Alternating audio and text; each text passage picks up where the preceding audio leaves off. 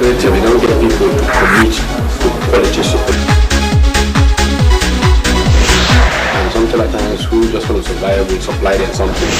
Where you can actually make all these things work. But here in Nigeria, it's difficult to actually sell our program to stations. You can't let one thing suffer from the other.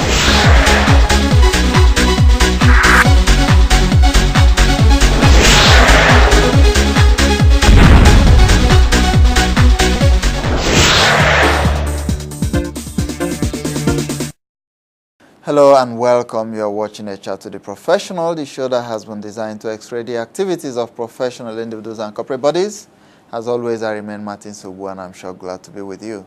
Today we are going to be discussing something that I believe personally will affect the overall development of the child. We are talking self-image development here. And we are going to have joining us in the studio after the break, a self-image management consultant. I'm going to do a proper introduction of him by the time he gets into the studio.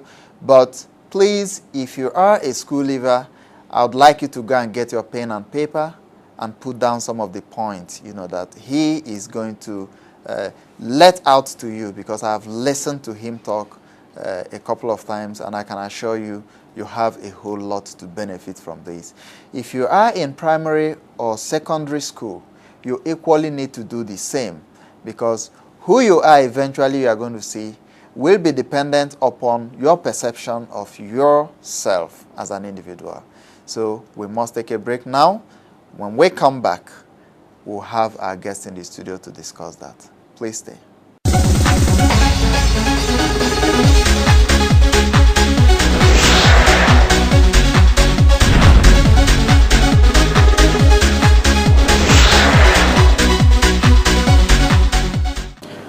All right, viewers, you are still watching A Chat to the Professional, the show that has been designed to x-ray the activities of professional individuals and corporate bodies.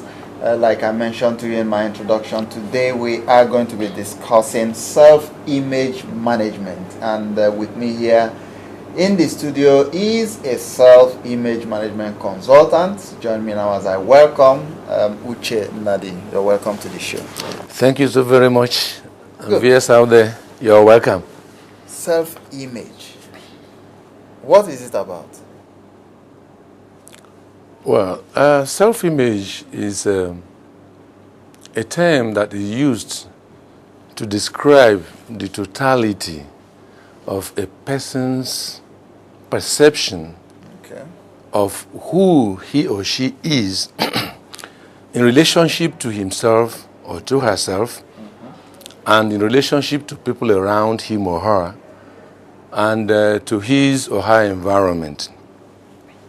In other words, it is a term that refers to what a person feels or thinks he or she can or cannot do in life.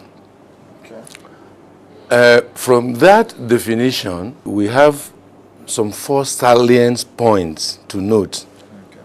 Number 1 is that your self-image is not a representation of your reality, what you really are. That's 1. Then 2, your self-image, even though it's not a representation of a totality of who you are, it goes to define or determines who you are. There are 2 different things. In other words, it's a self-fulfilling prophecy. Then number 3, self-image could be positive, it could be negative. It could be adequate, it could be inadequate. Then finally, self-image does not only refer to the individual. You have a family self-image, you have group self-image, you have a country self-image, you have world self-image. So self-image is not just about the individual, it's about how the world revolves. All right. Now, how do you form self-image? How is it formed? Well, and how do we determine what someone's self-image or a group self-image is?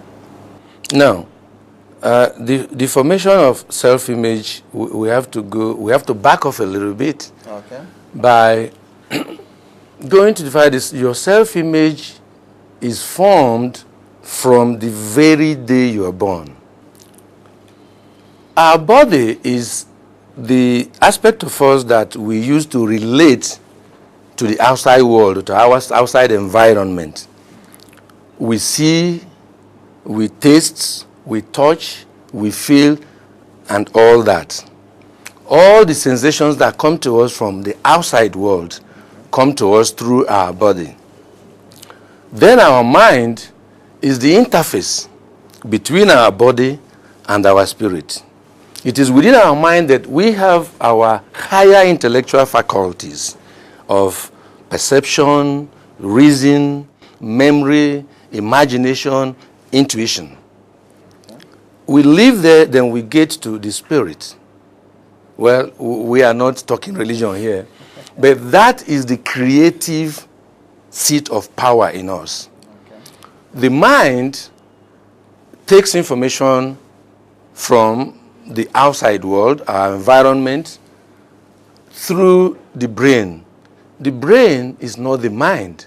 Our brain is just a tool of the mind to decipher the information or the sensations that we get from our external environment.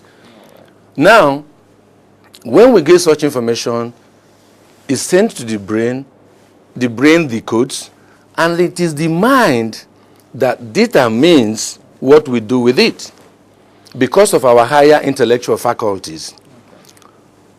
It is the mind that can decide, yes, I want this, or no, I reject that.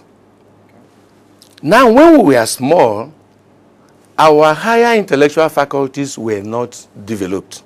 So whatever comes from the environment goes straight into our subconscious mind, which is the spirit. And anything that goes into the subconscious mind is fixed. And it affects the way we feel, the way we confess or talk, and then the way we act, and then, of course, our results. So by the time we are young, we have no capacity to decipher or to reason out or to reject anything that comes into us. Yeah. And that is why it is very, very vital that parents out there and teachers out there during the formative years of the children should be very, very careful where they expose the children to, the environment within the family, the relationship between the father and the mother, the relationship with the other siblings, and then the relationship in the schools. Because at this particular stage, you find out that these children, they don't have capacity to reject anything. So whatever gets into them becomes fixed permanently in their life. And it goes to affect their life in later years, 40, 50, 80, 90, even 100 years. You and I, most of the things we believe today, our belief system, which also is a reflection of our self-image, or what we call our paradigm, dates far beyond where we can remember, up to 40, 50, name it. Because by that time, we had no reason, or we had no way to reject anything, so we just accept anything. Then outside the authoritativeness, we also look at the repetition or the consistency. How often is these things, or are these things repeated? Or how consistent it is repeated? Then finally is the intensity. What is the tone of the voice? You have a child, the child comes back from school with a C, and you tell the child, you stupid animal, you are a dunce, you are a good-for-nothing child. You see the intensity? The child does not have any way to separate what you are saying from what you mean. Yeah. The intensity of the voice goes to tell the child, hey, I have done wrong, and this is wrong. And the child believes it, that the child is a dunce, is a good-for-nothing child. So these three factors must be present to determine the degree to which our self-image is implanted. And the deeper it is planted into our subconscious mind, the more permanent it becomes, and it remains in our later life. That is the way our self-image is formed. All right. I think this is becoming a lecture room. And I'm to ask you, What was your primary area of training, or is there a course that leads you into being a self-image consultant? What was your primary area of training? By training, well, by training, I mean by the formal education. Formal education, yes. I had my first degree in business administration from the University of Nigeria. Okay. And I had my second degree in marketing from the University of Benin. Okay. Basically, these two things would not have ordinarily determined what I'm doing today, but this is a passion. But I now get it. The last one, marketing. Yes, I did. Because a professor of marketing one time told us in this show that everything you do on a daily basis is marketing. Sure. Even the way you talk, the way you're dressed. Sure. And I think I agree with that. I can get where you're coming from.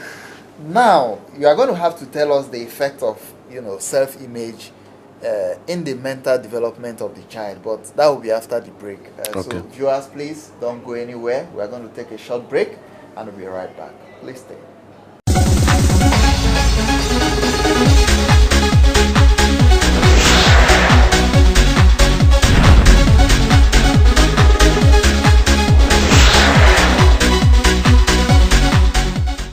You're welcome back.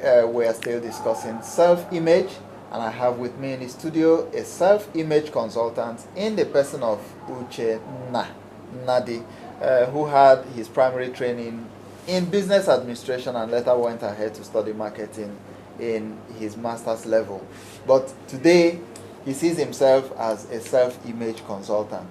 I'm also aware that you do some other businesses, and in the interest of the younger ones, I would like you to first tell us what other things you do, so that they probably understand that this man sitting here did not just wake up one day and say, okay, I want to earn a living by talking about self-image.